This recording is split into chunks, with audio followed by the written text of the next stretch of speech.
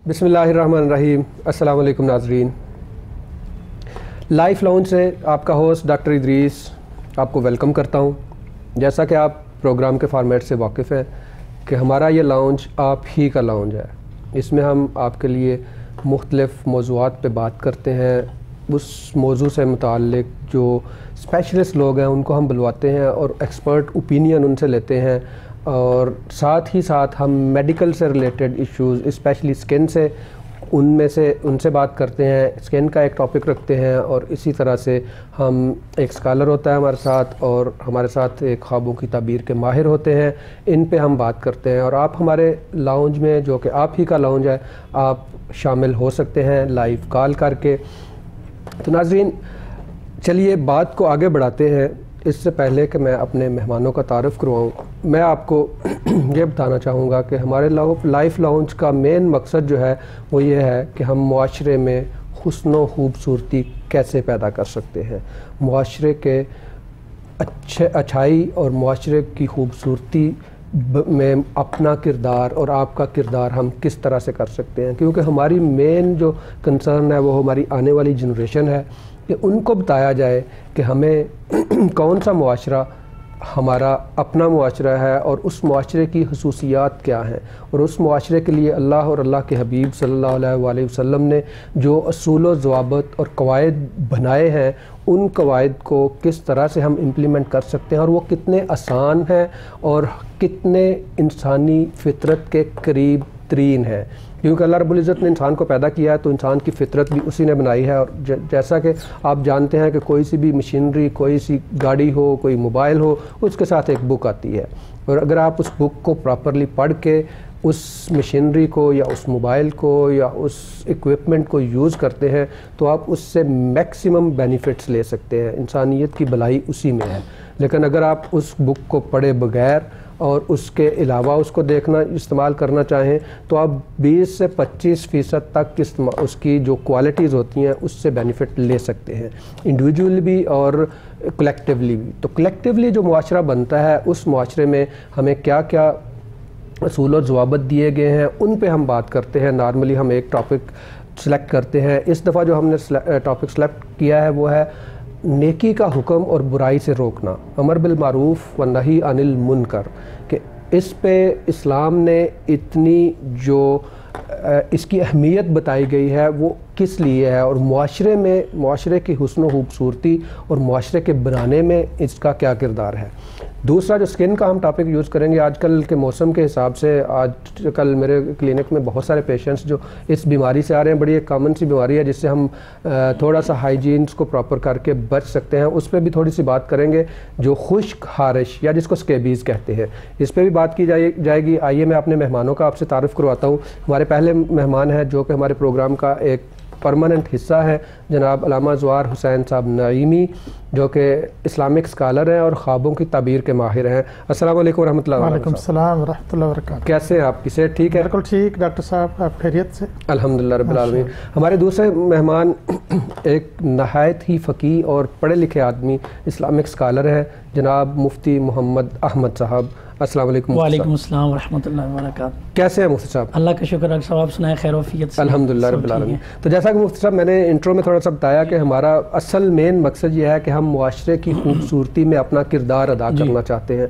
तो मेरा आपसे पहला सवाल है कि इस अमर बिल मारूफ व नही अनिल मुनकर के नेकी का हुक्म करना और बुराई से रोकना, पहले तो हम जो हमारा प्रोटोकॉल है कि सबसे पहले अल्लाह का कलाम कुरान की रोशनी में अमर बिल मारूफ और नही अनिल मुनकर की अहमियत और फजीलत बयान कीजिए।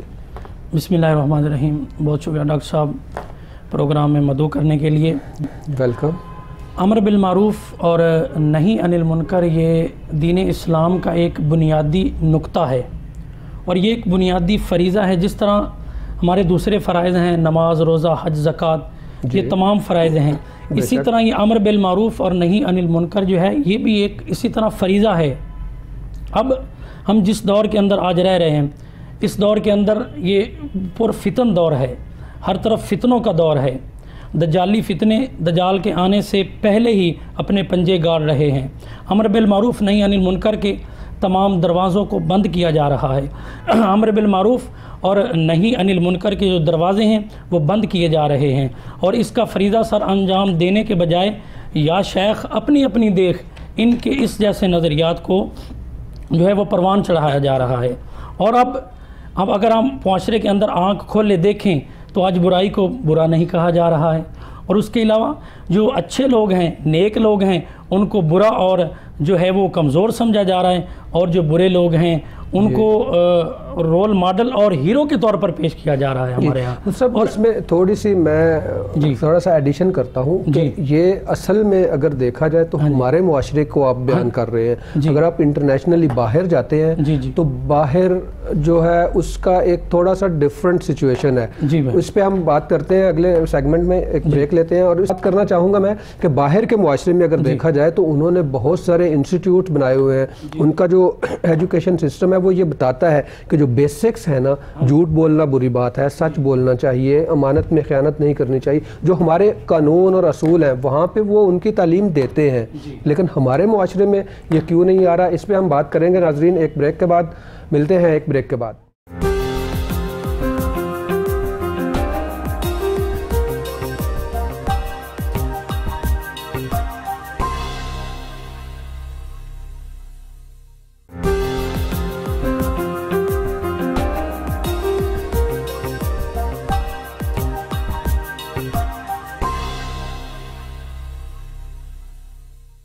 जी वेलकम बैक नाजरीन।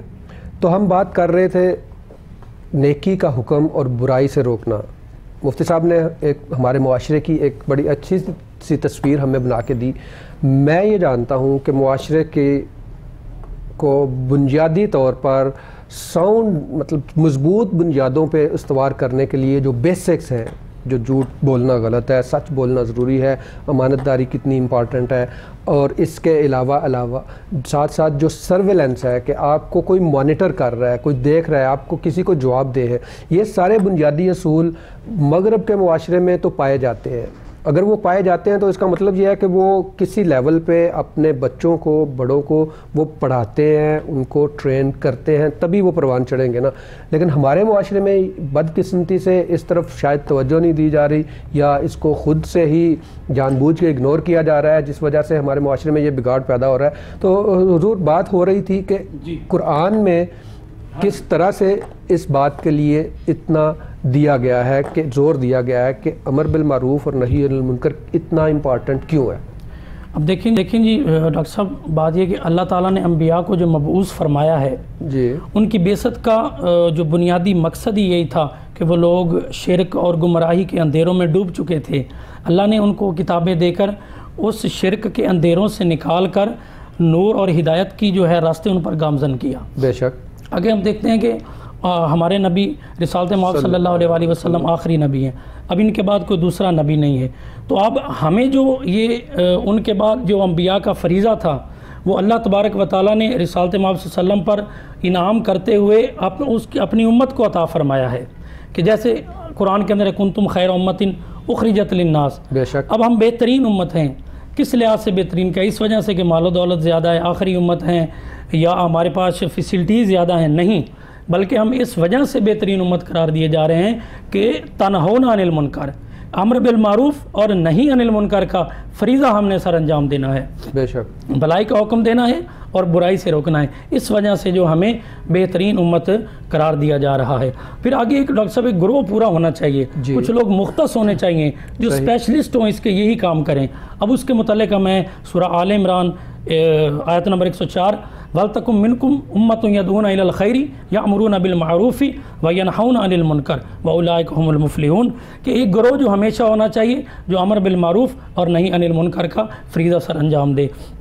इस आयत करीमा के एंड पे देखिए डॉक्टर साहब बात ही व उलाइका हुमुल मुफ्लिहून, यही लोग फलाह पाने वाले हैं, यही लोग कामयाब हैं। अगर हम चाहते हैं कि आज हम कामयाब हो जाएं, हमारा मुआशरा एक कामयाब ज़िंदगी गुजारे, एक महज़्ज़ब मुआशरा बने, तो फिर हमें अमर बिल मारूफ और नहीं अनिल मुनकर के इन तमाम तकाज़ों को पूरा करते हुए इस पैगाम को आगे लेकर चलना है। जी इससे पहले के बात को आगे बढ़ाएं, एक कॉल लेते हैं। हमारे साथ एक कॉलर है साजिद साहिब। जी साजिद साहब अस्सलाम वालेकुम। अस्सलाम वालेकुम व रहमतुल्लाह। वालेकुम सलाम। थोड़ा सा ऊंची बोलिए और ये बताइए कि आप कहाँ से बोल रहे हैं? जेलम से। जेलम से। सर मेरे साथ कोई रूहानी मसला है, तो मैं काफी आपके चैनल से वज़ैफ़ भी पढ़ता हूँ, मगर मुझे रात को ख्वाब आया है, तो ख्वाब में मुझे एक वज़ैफ़ मिला आया कि मुझे ख्वाब वाला वज़ैफ़ पढ़ना चाहिए या दूसरे? जी ठीक है। क्या वजीफा आपको ख्वाब में पढ़ने के लिए कहा गया है और किसने कहा है? सर वो मैं हस्बुल्लाह व निअमल वकील। जी जी, ये तो अगर आपको अलामा साहब से जाने से पहले मैं भी बता दूं आपको कि अगर आपको कोई ना भी कहे ना, तो ये इतना बड़ा वजीफ़ा है कि अगर आप हस्बुनल्लाह व निअमल वकील पढ़ें तो आपकी हर चीज़ के लिए ये मुकम्मल और पूरा हो जाता है। इसका मतलब ये है अलामा साहब बताएंगे। बता दें नमाज के बाद कितनी दफ़ा पढ़ना चाहिए, 5 नमाजों के दौरान कितना पढ़ना चाहिए? ठीक है आपको बता देते हैं। जी अलामा ज़वार साहब, इनको ख्वाब में रूटीन में ये हमारे ही जो दूसरा प्रोग्राम होता है उसके कुछ वज़ाइफ करते हैं, लेकिन इनको ख्वाब में ये कहा गया है कि हस्बुनल्लाहु व निअमल वकील पढ़े कि हमारे लिए अल्लाह ही काफ़ी है। तो इससे बड़ा वजीफ़ा और कौन हो सकता है, कौन सा हो सकता है? तो वो उनका क्वेश्चन ये है कि हर नमाज के बाद वो कितनी दफ़ा पढ़े? ये माशाल्लाह ये वजीफ़ा तो वैसे ही हम बताते हैं कि अगर इनको कोई तंग कर रहा है या इनके लिए कई परेशानियों का सामना है तो ये वजीफ़ा दिया जाता है। अगर ख्वाब में इनको ये वजीफ़ा बताया गया है तो ये इस वजीफ़े को बिल्कुल मुकर्रर करें और ये सुबह शाम 101 दफ़ा सुबह पढ़ें, 101 दफ़ा रात को सोने से पहले पढ़ें और इंशाल्लाह ये इनके लिए कामयाबियों के दरवाजे। और हर नमाज के बाद भी एक मुतय्यन तादाद में थोड़ा तयन करें, लेकिन मुकर्रर कर दे सुबह शाम अगर हो जिक्र वो बेहतर हो। जी ये है कि अगर हर नमाज के बाद भी पढ़ना चाहें, एक तस्बीह पढ़ सकते हैं या 11 दफ़ा पढ़ सकते हैं, वो एक तादाद खुद से मुतय्यन कर लें और उसको वो कंटिन्यू करें। तो अब हम आते हैं खुश्क खारिश की तरफ, जिसको स्केबीज़ हमारी मेडिकल लैंग्वेज में स्केबीज़ कहा जाता है। ये एक जरसूमे की वजह से होती है और इसमें होता ये है कि दो चीज़ें इसमें बड़ी इंपॉर्टेंट होती हैं। एक तो रैश आता है, छोटे छोटे दाने बन जाते हैं, स्पेशली उन जगहों पे जहाँ पे फोल्ड्स होते हैं, जैसे ये नी का फोल्ड है, यहाँ पे है फिंगर्स के एक्जिला में और बाकी के पूरे जिस्म पे ये छोटे छोटे दाने बन जाते हैं। और इसकी दूसरी जो प्रॉब्लम होती है जो वो ये है कि ये ख़ारिश बहुत ज़्यादा होती है, इसीलिए इसको खुश्क ख़ारिश कहते हैं। और ये ख़ारिश का ख़ासा ये है कि आम तौर पे दिन में इतनी ज़्यादा नहीं होती, रात में ये बहुत ज़्यादा होती है। उसकी कुछ रीज़न्स हैं। एक तो पहली ये है कि दिन में जो वैसे तो रूटीन में ख़ारिश कभी भी हो सकती है, जैसे अगर स्किन की ड्राइनेस रहे, जैसे हमने ड्राइनेस पे पहले बात की थी कि अगर स्किन ड्राई हो तो उससे ये होता है कि काफ़ी हद तक ख़ारिश होती है। तो उसके लिए मैंने मॉइस्चराइज़र्स और शावर का तरीका आपको बताया था, वो तो आप देखें। लेकिन जो स्केबीज़ है या खुश्क ख़ारिश है, ये एक बीमारी है असल में। ये खाली मॉइस्चराइज़र से या एंटी हिस्टामीन या एंटी एलर्जी टैबलेट लेने से ठीक नहीं होती। इसका इलाज एक्चुअली बड़ा आसान सा है जिस पे हम अगले सेगमेंट्स में बात करेंगे। अभी ये है कि इसमें दो चीज़ें बड़ी इंपॉर्टेंट होती हैं। एक तो ये कि रैश निकलता है, दाना निकलता है और उस दाने पे ख़ारिश होती है। और दानों की एक स्पेसिफिक सी तरह का दाना होता है, वो डॉक्टर देखते ही उसको पता चल जाता है कि ये स्केबीज़ ही है। ये खुद से ठीक नहीं होती, जैसे बहुत सारी बीमारियां होती हैं खुद से ठीक हो जाती हैं, ये ठीक नहीं होती, इसका इलाज ही करवाना पड़ता है और वो ज़रूरी है। अब इसमें ये किस किस को हो सकती है? आम तौर पे जो क्लाउडेड या कह लें कि जो कंजस्टेड प्लेसेस हैं जहाँ पे बहुत सारे लोग रहते हैं, हॉस्टल्स हो गए या ओल्ड एज होम हो गए, वहाँ पे ये ज़्यादा होती है, लेकिन हो किसी को भी सकती है। और ये एक से दूसरे को कांटेक्ट के साथ होती है, डायरेक्ट कांटेक्ट के साथ। अगर किसी को स्केबीज़ है, हाथ पे दाने निकले हुए हैं, तो वो उनका हाथ अगर सिर्फ मुसाफा करते हैं तो उससे नहीं होगी। इसके लिए थोड़ा सा लंबा कांटेक्ट जो है ना चाहिए होता है। अगर आप हाथ पकड़ के रखते हैं थोड़ी देर या साथ बैठते हैं कुछ अर्सा, तो उससे हो सकती है। दूसरा इसमें ये होता है कि ये इसका जो बैक्टीरिया जो जरसूमा है वो बेड्स पे और मैट्रेस पे शेड करता है। तो वो मैट्रेस पे जिस पे अगर वो सो रहा है स्केबीज़ वाला, तो अगले दिन उस पे कोई दूसरा सोता है, तो वो कांटेक्ट जो कि रात भर का होगा तो वो दूसरे के होने का भी चांसेस है। यहाँ पे मैं एक छोटी सी बात अर्ज़ करता जाऊँ साथ साथ कि आका करीम सल्लल्लाहु अलैहि वसल्लम का कितना अच्छा ये आप सल्लल्लाहु अलैहि वसल्लम ने तरीका बताया कि सोने से पहले जो सोने के आदाब बताए हैं उसमें से एक ये भी बताया कि आप बिस्तर को झाड़ लें। अगर चादर को झाड़ सकते हैं तो उसको उससे ये है कि जब आप झाड़ लेंगे तो ये जरसूमा उससे अलग हो जाएगा और बहुत सारी दूसरी बीमारियां भी नहीं होंगी। तो हमारा तो काम ही ये है कि यहाँ पे हमने यही बताना है कि जो आज की मेडिकल साइंस बताने जा रही है वो साइंस आका करीम सल्लल्लाहु अलैहि वसल्लम के दर से होके आती है। अगर वो वहाँ से के अगेंस्ट जा रही है तो उसकी शेल्फ़ लाइफ 6 महीने साल से ज़्यादा नहीं होती। जैसा कि आप देखते हैं, पिछले प्रोग्राम में भी मैंने अर्ज़ किया था कि साइंस की थेरीज़ चेंज सिर्फ इसलिए होती हैं कि वो जब नबी करीम सल्लल्लाहु अलैहि वसल्लम के फ़रामीन या कुरान के अगेंस्ट जाती हैं तो वो उनको चेंज करना पड़ता ही है। एनीवे ये एक लंबा टॉपिक है, उस पर हम बाद में बात करेंगे। तो ये दो मेन रीजंस हैं, एक स्किन टू स्किन कांटेक्ट है और दूसरा वो बेडिंग्स या कपड़े हैं जिनसे ये दूसरों को जा सकती है। अब अगले सेगमेंट में हम इसके पे बात करेंगे कि इसके लिए किस तरह से बचा जा सकता है और इसकी ट्रीटमेंट क्या है। अब मैं मुफ्ती साहब की तरफ आता हूँ। आपने कुरान पाक की बहुत सारी आयात की रोशनी में अमर बिल मारूफ व नही अनिल मुनकर की बात की। अब हम आते हैं अहादीस की तरफ कि अहादीस में इस पे कि नेकी का हुक्म और बुराई से मना करने पे कितनी ताकीद की गई है, क्योंकि ये सारी बात के बाद फिर हमने ये कंक्लूजन निकालना है कि मुआशरे के बनाओ श्रृंगार में, मुआशरे की खूबसूरती में ये जो इतना बड़ा सेगमेंट हम इग्नोर कर रहे हैं उस पर इतना जोर दिया गया है, उस तरफ भी हमें आना है। जी हज़रत साहब, जब मैं अमर बिल मारूफ और नही अनिल मुनकर को रिसालत माब सल्लल्लाहु अलैहि वसल्लम के फरमुदात और इरशादात की रोशनी में देखता हूँ तो मुझे एक सहीह बुखारी की हदीस एक याद आ गई। हज़रत नुमान बिन बशीर से रिवायत है, आप फरमाते हैं कि रसूल पाक सल्लल्लाहु अलैहि वसल्लम ने हमारे इस मुआशरे और सोसाइटी को एक सफ़ीना से ताबीर फरमाया, एक किश्ती से ताबीर फरमाया है। जी बेशक। कि एक किश्ती है, उसके दो पोर्शन, एक नीचे और ऊपर है। अब नीचे वाले जो लोग हैं उनको जब पानी की ज़रूरत पड़ती है तो उनमें से ऊपर जाना मुश्किल हो जाता है, तो उनमें से एक बंदा उठता है, कुल्हाड़ी लेता है, तो उस किश्ती को ना सुराख करना शुरू कर देता है। अब जब लोग देखते हैं कि किश्ती को सुराख कर रहा है, पानी अंदर आएगा, ये भी डूब जाएंगे, हम भी डूब जाएंगे और सारी किश्ती जो है वो तबाह हो जाएगी। फिर वो लोग उसको रोकते हैं, अगर तो वो रुक जाता है, अगर वो नहीं रुकता, हदीस के अल्फाज हैं फ़इन तारकू हालाका जमीयन, अगर वो इस बात को तर्क कर देता है तो फिर सारे के सारे जो हैं वो बर्बाद और तबाह हो जाएंगे। ये कितनी खूबसूरत मिसाल जो है हुज़ूर अलैहिस्सलाम ने दी कि अगर इसी तरह मुआशरे के अंदर कहीं एक जगह पर बुराई हो रही है तो उस अब मुआशरे के हर फर्द का ये हक बनता है कि उस बुराई के हाथ को रोके, उसको रोके। अगर वो नहीं रोकेगा तो बढ़ती बढ़ती बुराई एक घर से दूसरे घर, फिर वो पूरे मुआशरे को अपनी लपेट में ले लेगी।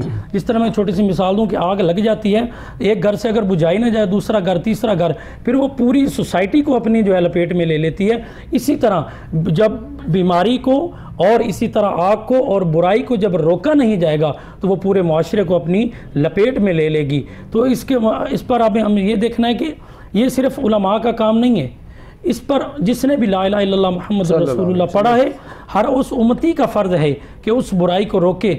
और हम देखने के यहाँ मिलता है हमारे माशरे के अंदर डॉक्टर साहब के यार ये जुमले चलते हैं कि या शेख अपनी देख मेरी खबर है, उस सानू की ये छड्डो जी, जिस तरह आज ये हमारे माशरे के अंदर जुमले चलते हैं, ये जुमले जो हैं ये इस बुराई की इब्तिदा हैं, ये नहीं होना चाहिए। अब हुज़ूर अलैहिस्सलाम की हदीस पाक मेरे ज़हन में आ गई, अन सईद इब्न अल-खुदरी काल रसूलुल्लाह सल्लल्लाहु अलैहि वसल्लम मर्रा मिनकुम मुनकरन फलयुग़य्यिर बियदिही फ़इल्लम यस्तती फ़बिलिसानिही फ़इल्लम यस्तती फ़बिक़ल्बिही। वो अगर तुम देखो कि कहीं बुराई हो रही है तो उसको पहले अपने हाथ से रोको जी। अब अगर हाथ से तुम नहीं रोक सकते, तुम्हारे पास इस्तिताअत नहीं है इस चीज़ की, वैसे भी हर बंदे का काम नहीं हाथ से रोकना, ये रियासत का काम है हाथ से रोकना, क्योंकि रियासत जो होती है वो रियाया के तहफ़्फ़ुज़ की ज़िम्मेदार होती है, उसके माल की ज़िम्मेदार होती है। ये हम बहुत अच्छी बात कर रहे हैं आप, हम यहीं से आगे बढ़ेंगे अगले सेगमेंट में, इस पे थोड़ा सा हम इसको और एलेबोरेट करेंगे क्योंकि मुआशरे के लिए बहुत ज़रूरी है। एक ब्रेक का वक्त हुआ चाहता है, ब्रेक के बाद इसी बात को यहीं से हम आगे बढ़ाएंगे।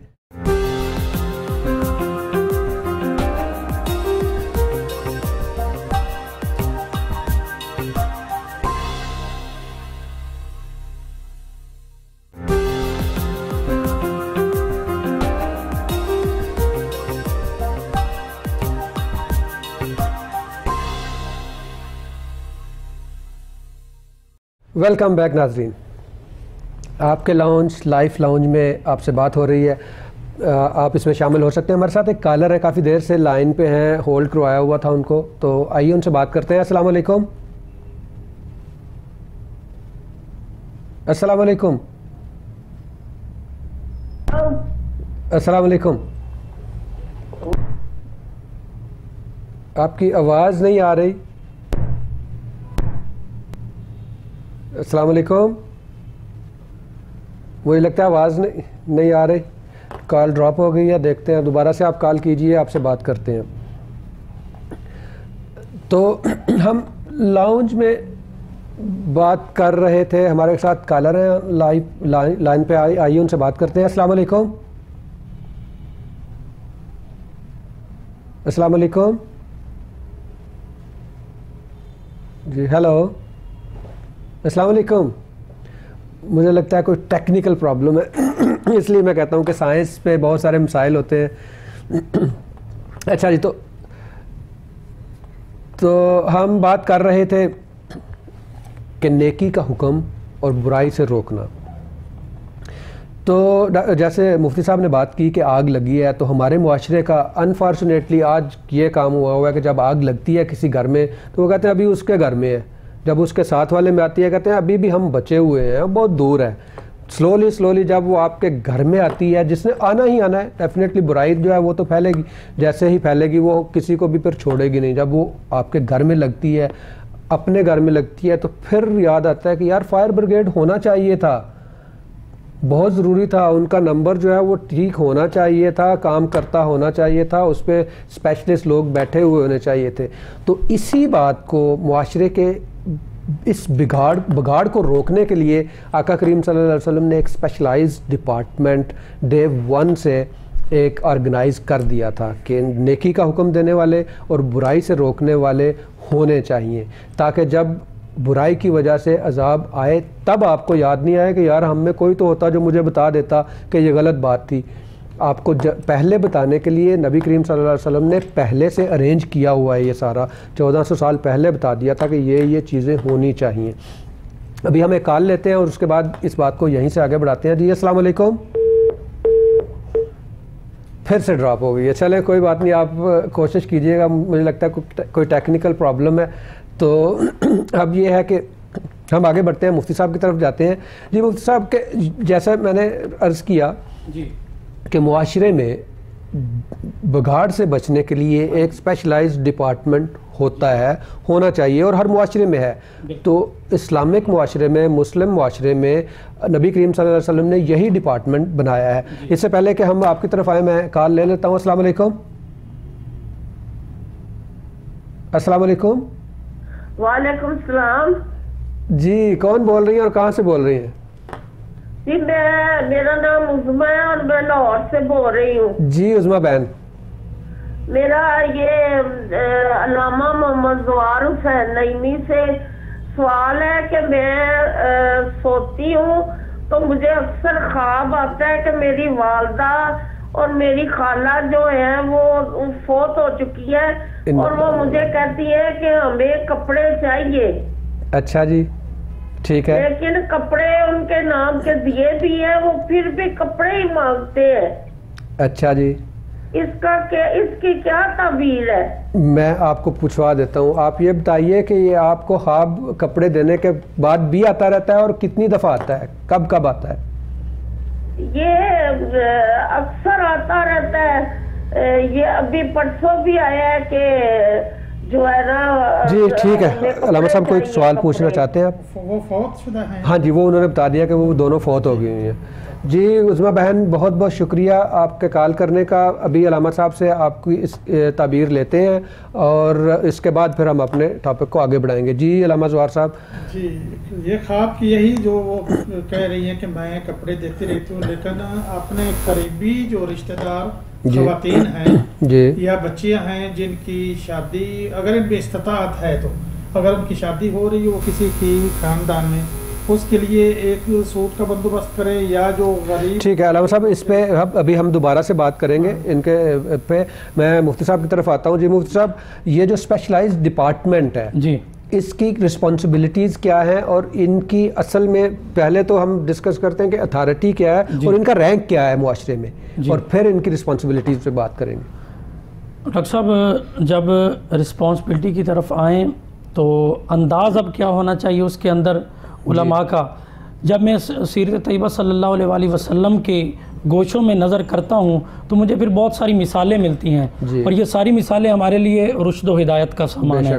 बेशक। अब जहाँ पर हुज़ूर अलैहिस्सलातु वस्सलाम ने हमें ये तालीम फरमाया, साथ साथ जो इसके कुछ असूल भी हमें तालीम फरमाए हैं कि अंदाज़े तबलीग के उसूल क्या होने चाहिए, किन चीज़ों को मद्देनज़र रखा जाए। उनमें से सबसे पहला जो उसूल मुझे नज़र आता है वो तदरीज है। जी, तदरीज कि किस जगह पर किस अमर की तबलीग करनी है। अब हमें हुज़ूर अलैहिस्सलातु वस्सलाम की मक्की ज़िंदगी को 13 साल की को देखें तो हमें वहाँ जो हलाल व हराम के जो अवामिर हैं वो लाजिम करार होते नज़र नहीं आते। वहाँ में क्या नज़र आता है कि उनके अकायद को पुख्ता किया जा रहा है, उन्हें वहदानियत का सबक दिया जा रहा है, उन्हें रिसालत का सबक दिया जा रहा है, यानी उनके अकायद को पुख्ता किया जा रहा है। जब वहाँ अकायद पुख्ता हो गए तो फिर हम जब मदनी ज़िंदगी की तरफ नज़र करते हैं तो वहाँ हमें जो चीज़ें नज़र आती हैं, आमाल पर हुज़ूर अलैहिस्सलातु वस्सलाम ने ज़ोर दिया है कि जब अकीदा पुख्ता हो गया है अब आमाल की ज़रूरत है। ये एक बड़ा बेहतरीन इसकी मैं इस मिसाल को मैं समझाता हूँ कि हज़रत मुआज़ बिन जबल रदी अल्लाह ताला अन्हु को जब आपने गवर्नर बनाकर भेजा तो आपने फरमाया कि सबसे पहले तुमने वहाँ जाकर वहदानियत तौहीद की तबलीग करनी है, उसके बाद नमाज की करनी है, उसके बाद जाके तुमने ज़कात की करनी है। ये नहीं कि डायरेक्ट जाकर तुमने ज़कात मांग लेनी है। तो अब जो माली जो है इबादत या बदनी इबादत, इसके मुकाबले में माली इबादत ज़रा मुश्किल होती है। डायरेक्ट अगर उसका हुक्म दिया जाता तो लोगों के लिए मुश्किल हो जाता। इसी तरह हम कुरान के अंदर देखें तो शराब की हुर्मत जो है उसको तदरीजन ब तदरीजन जो है वो नाजिल किया गया है, उसको 3 हिस्सों में जो दर्जों में रखा गया है। सबसे पहला दर्जा हम देखते हैं, हाँ उसकी वजह ये है कि अरब के लोगों के अंदर शराब उनके जिस्मों के अंदर रची हुई थी। अगर यक बालग थी उनको यकदम एक डोज दे दिया जाता तो वो इससे मुतनफ़िर हो जाते इस्लाम से। यही तो इस्लाम की खूबसूरती है कि सबसे पहले जो है कहा गया कि यसअलूना कनिल खम्र कुल फीहिमा इस्मुन कबीर व नाफ़िउ लिन्नास, ये पहला दर्जा। दूसरे पे आ जाएँ तो नमाज जो है जब वो अदा करनी है तो वहाँ पर हमने नशे की हालत में नहीं करनी। अगर तीसरे दर्जे को देखा जाए तो या अय्युहल्लज़ीना आमनू इन्नमल खम्रु वल मैसिर वल अंसाबु रिज्सुम मिन अमलि शैतान फज्तनिबू लअल्लकुम तुफ्लिहून। तो शराब को जब ये हराम करार दिया जा रहा है तो वो तदरीजन ब तदरीजन दिया जा रहा है। यही इस्लाम की खूबसूरती है। अब अगर हम दूसरे उसूल की तरफ चलें जी, दूसरा उसूल बड़ा प्यारा है। वैसे दूसरा उसूल जो हुज़ूर की सीरत तैयबा से हमें मिलता है वो हिकमत है कि इस्लाम को जब फैलाना है तो किस हिकमत से फैलाना है कि लोगों के अंदर उस चीज़ को हासिल करने का जज्बा पैदा करना है हमने। अब एक मिसाल की तरफ जाता हूँ कि एक बुज़ुर्ग सहाबी हुज़ूर अलैहिस्सलातु वस्सलाम की बारगाह में हाजिर हुए कि या रसूल अल्लाह सल्लल्लाहु अलैहि वसल्लम मैं दीन सीखना चाहता हूँ। आप सल्लल्लाहु अलैहि वसल्लम ने उसको जो अहकाम सिखाने थे वो तो सिखाने ही सिखाने थे, लेकिन उससे पहले आपने फरमाया कि वाकई तो दीन सीखने के लिए आया है। जी या रसूल अल्लाह मैं दीन सीखने के लिए आया हूँ। तो आपने फरमाया जब तू घर से निकला, जितना सफ़र तो चल के आया है, रास्ते में जितने पहाड़ आए हैं, जितने पत्थर आए हैं, जितने जो दरख्त आए हैं, जब तू घर से निकल यहाँ तक पहुँचा है सारे दरख्त सारे पत्थर सारे जो हैं वो तुझ पर सलाम पढ़ते रहे हैं।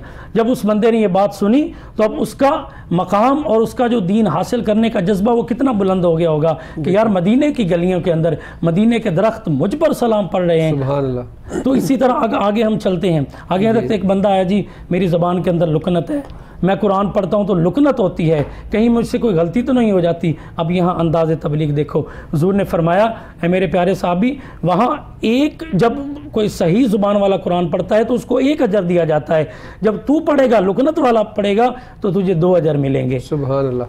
देखिए वो इंसेंटिवाइज करते हैं। नबी करीम सल्लल्लाहु अलैहि वसल्लम ने, अल्लाह रब्बुल इज़्ज़त की भी शान यही है कि एक साइड पे जन्नत का दे रहे हैं जी, एक साइड पे जहन्नम का भी बता रहे हैं। हाँ जी। पहले जब भी मैंने देखा है, जब भी जितना भी पढ़ा है, पहले इंसेंटिवाइज किया जाता है, पहले बताया जाता है कि खुशखबरी क्या है। पहले ये बताया जाता है कि आपको ये इनाम मिलेगा। हाँ और सज़ा का कॉन्सेप्ट बाद में आता है। जज़ा और सज़ा, जैसे जज़ा को पहले रखा है और सज़ा को बाद में रखा है, सिर्फ इसलिए कि इस्लाम का जैसे कहा गया है कुरान करीम में, अल्लाह रब्बुल इज़्ज़त फरमाते हैं कि या अय्युहल्लज़ीना आमनू उदखुलू फ़िस्सिल्मि काफ़ा, कि पूरे के पूरे इस्लाम में दाखिल हो जाए। ये नहीं है है कि ये चीज़ मुझे पसंद है, ये मैं ले लेता हूँ, ये नहीं है पसंद तो इसमें नहीं, ऐसा नहीं है।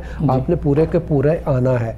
और फिर जो हिकमत वाली आपने बात की, इसमें कुरान भी यही कहता है कि इनको हिकमत के साथ जी, और जितना जोर इखलाक पे दिया गया है वो इसीलिए वो इन्हीं की क्वालिटीज़ है जो जिनका काम। और मैं तो ये कहता हूँ कि ये स्पेशलाइज्ड से भी सुपर स्पेशलिटी इस तरह से बन गई है कि अमर बिल मारूफ व नही अनिल मुनकर हर बाप और हर माँ की पहली जिम्मेदारी है, क्योंकि उन्हें आगे जाके इससे पूछ होनी है कि आपने अपने बच्चों की परवरिश किस तरह से की। जब आप अपने बच्चों की परवरिश बेहतर करेंगे, और एक अकाई जो है, एक बच्चा अगर बेहतरीन तरबियत लेके मुआशरे में जाता है, हर घर से आप देखें एक एक बच्चा आए तो वो कितना नंबर बनेगा और मुआशरे में संवार किस तरह से आएगा।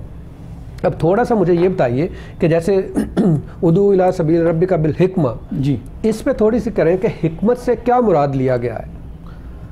डॉक्टर साहब, हिकमत से यही मुराद लिया गया है कि जब लोगों को एक जब मुबल्लिग तबलीग करता है तो उसका लहजा जो है और उसका जो अपना बात करने का तरीका और अंदाज है उसमें हुस्न अखलाक होना चाहिए, उसके अंदर नरमी होनी चाहिए, उसको जो है वो तंदखू नहीं होना चाहिए, सख्त नहीं होना चाहिए। वो मैं आपके सामने एक मिसाल पेश करता हूँ कि हुजूर अलैहिस्सलातु वस्सलाम मदीना के अंदर तशरीफ़ फरमा थे, तो एक बूढ़ी औरत मदीने के अंदर रहती थी। अब वहाँ से वो जाने लगी मदीना छोड़कर, तो हुजूर अलैहिस्सलातु वस्सलाम का वहाँ से गुज़र हुआ। आप देखते हैं कि बूढ़ी औरत है, उसने वज़नी सी गठड़ी उठाई हुई है, आपने उससे वो गठड़ी ली और अपने सर पे रख ली, उसको मदीना से बाहर छोड़ के आए। अल्लाह, जब आपने पूछा कि माँ तू ये मदीना क्यों छोड़ के जा रही है, तो वो औरत कहती है कि मैं इसलिए छोड़ के जा रही हूँ कि मदीने के अंदर एक मोहम्मद नामी बंदा आ गया है, वो लोगों को अपने दीन की तरफ राग़िब कर रहा है, जिसकी तरफ देखता है वो लोग देखते ही उसका कलमा पढ़ना शुरू कर देते हैं, तो मैं उसकी वजह से जो मदीना छोड़ कर जा रही हूँ। तो वो औरत कहती है कि आप मुझे अपना बड़ा तारुफ करवा दीजिए कि जब मैं मदीना छोड़ के जाऊँगी लोगों को वहाँ जाके बताऊँगी कि वहाँ एक मोहम्मद नामी बंदा है, वो लोगों को इस तरह जो है वो तालीम अपने दीन की तरफ बुला रहा है, वहाँ मैं तुम्हारा भी जिक्र करूँगी कि ये वहाँ एक अच्छा और नेक बंदा है। तो जब आपने तो उस औरत ने तारुफ पूछा, आपने अर्ज़ किया कि आपने फरमाया कि मैं जिसका नाम तो मोहम्मद ले रही है मैं वही मोहम्मद बिन अब्दुल्लाह हूँ। जब उस औरत ने ये बात सुनी तो वो आपसे इस अखलाक से मुतासर होकर उसने कलमा पढ़ लिया और मुसलमान हो गई। तो ये अंदाज़ हमें आज अपनाना चाहिए। बहुत अच्छी बात आपने की। अभी हम एक ब्रेक की तरफ बढ़ते हैं और ब्रेक के बाद आके बात को यहीं से आगे बढ़ाएंगे। नाज़रीन, मिलते हैं एक ब्रेक के बाद।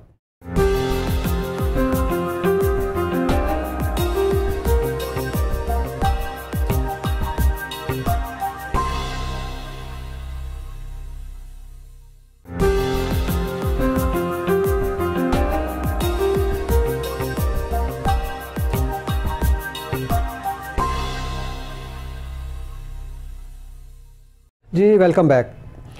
तो पहले तो हम बात करते हैं अल्लामा ज़वार हुसैन नईमी साहब से। उनका आंसर दरमियान में ही रह गया था, तो अभी उनसे वो लेते हैं। जी, वो उज़्मा बहन का था फ़ोन कि उन्हें ख्वाब में कहा जाता है उनकी खाला और वालदा की तरफ से कि कपड़े दें, तो वो देती भी हैं, फिर भी ये ख्वाब आता है। आपसे उससे उसकी ताबीर पूछनी थी। बस मैंने वही पहले भी अर्ज़ किया, जो अपने करीबी रिश्तेदार ख़वातीन हैं उनको एक महीने की बुनियाद पे उनको या 2 महीने की बुनियाद पर सूट दे दिया करें, कपड़ा अता कर दिया करें। इंशाअल्लाह ये आपके लिए एक तो खैरात भी रहेगी, दूसरा आपके हुस्न अखलाक का भी चर्चा रहेगा इंशाअल्लाह। जी ठीक है, आपको उज़्मा बहन जवाब मिल गया होगा। आप रेगुलरली जो है उनकी तरफ से कुछ सदका खैरात करते रहें जितना ज़्यादा हो सकता है। हमारे साथ एक कॉलर हैं, कॉलर लेते हैं और फिर देखते हैं कि वो हमसे क्या पूछना चाह रहे हैं। अस्सलाम वालेकुम। अस्सलाम वालेकुम। अस्सलाम वालेकुम, मेरी आवाज़ आ रही है आपको? थोड़ा सा ऊंचा बोलिए। अस्सलाम वालेकुम। अस्सलाम वालेकुम। हेलो हेलो, अस्सलाम वालेकुम। वालेकुम सलाम व रहमतुल्लाह। वालेकुम सलाम। आप कौन बोल रही हैं और कहाँ से बोल रही हैं? जी, मैं सना बात कर रही हूँ लाहौर से। मैंने पूछना है कि मुझे भी ख्वाब अच्छे नहीं आते। हेलो, अस्सलाम वालेकुम। जी जी जी जी, आपकी आवाज़ आ रही है। हाँ जी, आप टीवी में आवाज़ नहीं सुने, फ़ोन पे हमारे साथ बात करें। जी मुझे पूछना है, मुझे भी ना रात में जब सोती हूँ तो ख्वाब अच्छे नहीं आते, इसी तरह आते हैं, कभी कोई चीज नजर आएगी या कभी कोई चीज नजर आएगी या जो ना होंगे। अच्छा, किस तरह की? इसी तरह नींद में ना कोई वाइट चीजें नजर आएंगी, मुझे वाइट कपड़ा आएगा या कभी काला कलर की चीजें नजर आती हैं। अच्छा, तो आपको इन चीज़ों में से किसी ने कभी नुकसान तो नहीं पहुँचाया? हेलो हेलो, जी जी जी, आप बोलिए। जी मैंने आपसे पूछना है कि मुझे जब सोऊं ना तो रात में ख्वाब अच्छे नहीं आते, या तो मुझे काले रंग की चीजें भी नजर आएंगी या व्हाइट कलर का चीजें नजर आएंगी। ठीक है, आप कोई सवाल पूछना चाहते हैं? अच्छे हाथ नहीं आते, समझ आ गई। ठीक है, आपके सवाल की समझ आ गई है। अलामा साहब आपको इसका जवाब देते हैं।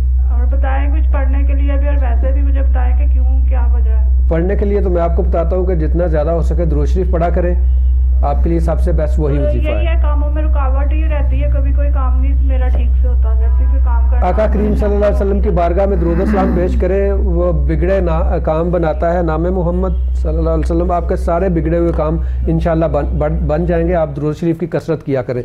जी हुजूर, आप ये मैं पहले भी डॉक्टर साहब कहना चाहता था कि हर मोमिन शख्स जब रात को सोए ना, जी अव्वल तो पहले वुजू करे, ठीक है, फिर अपने गुनाहों की तौबा करे, ठीक है, फिर शैतान की पनाह मांगे अल्लाह ताला से, ठीक है, फिर दाएं करवट सोए। दाएं करवट सोएगा तो इंशाल्लाह उसको जाग भी दाएं करवट से ही आएगी इंशाल्लाह। और उठकर आंख जब वो जागेगा तो उसको ख्वाब भी इंशाल्लाह सही आएंगे। जैसे बहन बेटी कह रही थी कि मुझे ख्वाब अच्छे नहीं आते, तो इससे ख्वाब भी अच्छे आएंगे। और अगर ख्वाब अच्छा आया तो फ़ौरन उठकर शुक्रिया अल्लाह ताला का अदा करे अल्हम्दुलिल्लाह, और खैरात करे। हदीस में आया कि अच्छे ख्वाब अपने अहबाब को और उलमाए कराम को या अपने दोस्तों को, बरादरान इस्लाम को बताएं या किसी अच्छे मोहब्बर को बताएं। बुरा ख्वाब अगर आए फ़ौरन फिलफौर उठकर औज़ु बिल्लाहि मिनश शैतानिर रजीम, ला हौला वला कुव्वता इल्ला बिल्लाह पढ़े। और उसके बाद अगर अल्लाह ताला से ये दुआ करे कि अगर अच्छा ख्वाब आया तो उसके लिए कि ये मेरे लिए अच्छा साबित हो, और अगर बुरा ख्वाब आया तो वो अल्लाह ताला से उससे पनाह मांगे, तौबा करे कि अल्लाह मुझे इसके नुकसान से बचा। ठीक है, ठीक है जी। बाकी उन्होंने वजीफे का कहा था। वजीफा जो है, एक में जो उनको रुकावटें आ रही हैं, जी जी, रोजाना 11 दफ़ा वल्लाहुल मुस्तानु अला मा तसिफून अव्वल आखिर दरूद शरीफ पढ़कर ये ऐत पढ़ लिया करें। इंशाअल्लाह कोई रुकावट नहीं होगी और कामयाबी मिलेगी हर काम में इंशाअल्लाह। वल्लाहुल मुस्तानु अला मा तसिफून, ठीक है, 11 मरतबा इंशाअल्लाह इंशाअल्लाह। अभी हम एक कॉल लेते हैं। जी अस्सलाम वालेकुम। सर वालेकुम अस्सलाम। जी, कौन साहब बोल रहे हैं और कहाँ से बोल रहे हैं? सर मैं शहजाद बोल रहा हूँ बलवाल से। जी शहबाज साहब, वेलकम। बताइए क्या पूछना चाहते हैं आप? सर मैं पूछना चाहता हूँ कि हम घर के तकरीबन 5 मेंबर हैं जी, तो सर हम सबको ना ये खारिश बहुत ज्यादा है, तो हमने ना बहुत इलाज करवाया लेकिन कहीं से हमको ना आराम नहीं मिला। ठीक है, ठीक है। तो आपको खारिश कब से है खारिश आपको? सर तकरीबन ये 1 साल से ऊपर हो चुका है। अच्छा, तो पूरे जिस्म पे है या कि सिर्फ कुछ जगहों पे? पूरे जिस्म पे है। ठीक है, ठीक है। मैं इसी पे हम बात कर रहे हैं आज, और इसकी ट्रीटमेंट अभी मैं बताने जा रहा हूँ। आप इसका जो इलाज है वो मैं बताऊँगा, तो आप हमारे साथ रहिए। आपको मैं इसका बताता हूँ कि इसमें करना क्या क्या होता है, तो इंशाल्लाह अल्लाह ताला शिफा देगा। अच्छा, जैसे उन्होंने सवाल भी किया तो हमारा वो रहता भी था कि इसकी ट्रीटमेंट, तो इसमें जैसे मैंने आपको बताया कि ये होती उन लोगों में ज़्यादा है जिनमें इम्यूनिटी कम हो, कमज़ोर हो। मैंने आपको बताया था क़ुव्वत मुदाफ़ियत पे हमने एक पूरा प्रोग्राम करना है इंशाअल्लाह, इस हफ्ते या अगले हफ्ते हम ज़रूर करेंगे, जिसमें भी इम्यूनिटी कम हो और जो इम्यूनो कम्प्रोमाइज़ होते हैं, या जिनमें ये कह लें कि लंबी बीमारियां जो हैं वो हों, या फिर वो एक जगह पे रहते हैं, एक टॉवल्स या बेडिंग्स यूज़ करते हैं एक दूसरे की, उनमें भी एक से दूसरे को हो जाती है। अब आते हैं कि बात ये थी कि इसमें रात ही में ख़ारिश क्यों होती है? रात में इसलिए ख़ारिश होती है कि जैसे जैसे आपके बॉडी का टेम्परेचर बढ़ जाएगा ना, जब आप सो रहे होते हैं तो ब्लैंकेट कंबल लिया हुआ होता है, उस वजह से टेम्परेचर बढ़ता है, तो उस वजह से ये ख़ारिश रात को ज़्यादा होती है। अब आते हैं ट्रीटमेंट की तरफ। टाइम हमारे पास थोड़ा कम है तो ट्रीटमेंट का मैं बताता जाऊँ। इसकी ट्रीटमेंट बड़ी आसान और सिंपल है। सबसे पहले आपने जो परमेथ्रिन का एक लोशन होता है, क्रीम्स होती हैं, वो आपने गर्दन से नीचे नीचे शाम को सोते वक्त लगाते लगाते हैं और सुबह उठ के आप वो उसको वॉश कर लेते हैं, एक चीज़। दूसरा, इसके साथ आपने एक एंटी एलर्जी टैबलेट लेनी होती है ताकि ख़ारिश नहीं हो। तीसरा, इसके लिए टैबलेट्स होती हैं जो इन्होंने बिलवाल से शहबाज साहब ने पूछा था, इनको टैबलेट्स चाहिए होंगी। वो टैबलेट एक ही दफ़ा लेनी होती है और 10 दिन के बाद फिर दोबारा रिपीट करके लेते हैं। आइवरमेक्टिन के नाम से होती हैं, वो आपको वहाँ से मिल जाएंगी। 3 टैबलेट्स आप इकट्ठी लेंगे। और इसके साथ जो सबसे इम्पॉर्टेंट है वो ये है कि पूरी की पूरी फैमिली जो है ना उसको ट्रीट किया जाता है। ऐसा नहीं है कि जिस बंदे को खारिश हो रही है सिर्फ उसी को ट्रीट, नहीं, सारी पूरी की पूरी फैमिली। वो जो परमेथ्रिन का लोशन होता है वो गर्दन से लेके नीचे नीचे सारे जिस्म पे रात को सोते वक्त लगा दें और अगले दिन सुबह उठ के वॉश कर लें। और जो कपड़े पहने हुए हैं वो, और जो बेडिंग्स हैं वो जो बेड शीट है, मैट्रेस है, इन सब को, मैट्रेस को आप वैक्यूम कर लें। वैक्यूम अब हर घर में अवेलेबल है, उसको वैक्यूम कर लें। और जो बेड शीट्स हैं और कपड़े हैं उनको गर्म उबलते हुए पानी से धो लें तो वो ख़त्म हो जाएगा। दूसरी चीज़ आपने ये करनी है कि सबके नाखून जो है ना वो बिल्कुल सही से अच्छे से काटने हैं, क्योंकि जब आप खारिज करते हैं तो ये जरसूमा नाखून के अंदर चला जाता है और फिर दोबारा से खारिज करने से वो उधर चला जाता है। साथ आपने मॉइस्चराइज़र या लोशन इस्तेमाल करना है। अगर ये ज़्यादा देर लंबी रहे तो बाज़ औक़ात इसमें इन्फेक्शन हो जाता है, जो रैशेस बने हुए होते हैं, जो दाने होते हैं, उनमें इन्फेक्शन हो जाता है। अगर उनमें इन्फेक्शन हो जाए तो उसके लिए फिर एंटीबायोटिक्स देनी होती हैं।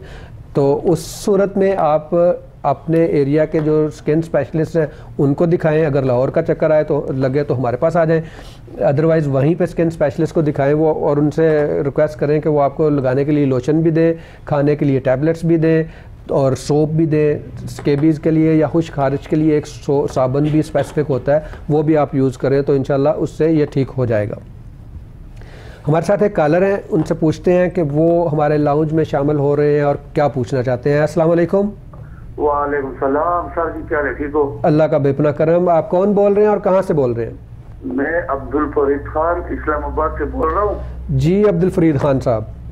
अच्छा सर जी, मेरा मसला है कोई न कोई ख्वाब रात को आ जाते हैं, या तो कोई चीज मतलब दिन को देखता हूँ आता है, या वैसे कोई ना कोई आता है ना ख्वाब, मैं शक करता हूँ कि क्यों आया क्यों नहीं आया। ठीक है, दिन ये टेंशन होता रहता है। अच्छा, तो ये आपको अच्छे ख्वाब कहले आते हैं या बुरे ख्वाब आते हैं? बुरे ख्वाब तो कम, लेकिन इस तरह गाड़ी में कभी चला के कभी पहाड़ पे चढ़ता हो, कभी मतलब रात इस तरह, मतलब रात को भी चलता। जैसा आप दिन में काम कर रहे हैं वैसा आपको रात में ख्वाब आ जाता है? ज्यादातर वो भी आते हैं और भी आ जाते हैं।